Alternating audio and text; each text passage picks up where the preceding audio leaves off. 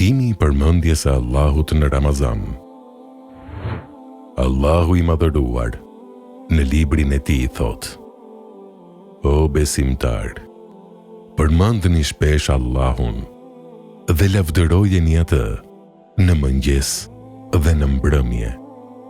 Është ai që ju bekon, ndërkohë që engjëjt e tij luten për ju, me qëllim që ai t'ju nxjerrë nga errësira në dritë. Ai është mëshirues ndaj besimtarëve. Dhe thot: Me të vërtetë, në krijimin e qiejve dhe të tokës, dhe në ndërrimin e natës dhe të ditës, ka shenja për mendarët, për ata që e përmendin Allahun, duke qëndruar në këmbë, ndenjur ose shtrirë.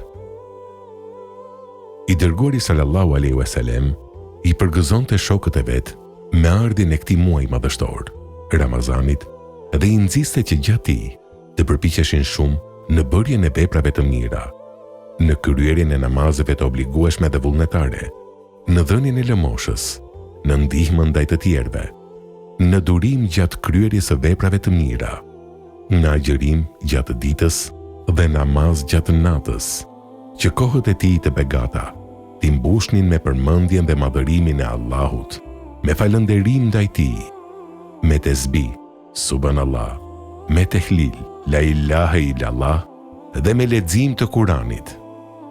Është për të ardhur keq, se si shumë agjërues nuk dallojnë mes ditëve kur janë agjërues dhe ditëve të tjera të rëndomta. I shenë në të njëjtën gjendje, siç ishin para agjërimit, duke folur fjalë të pahishme, gënjeshtra, mashtrime e të tjerë. Tek ata nuk e sheh seriozitetin e agjërimit. Këto vepra nuk e prishin agjërimin, mirë po e paksojnë shpërblimin për të. Madje ndodh që gjatë vlerësimit, ato gjëra tua humbin tërë shpërblimin e agjërimit. Nga Allahu kërkojnë ndihmë. Dietari Islamit Ibnul Kaimi, Allahu e mëshiroft, ka thënë: agjëruesit më të mirë janë ata që më së shumti e përmendin Allahun e lartësuar gjatë agjërimit të tyre.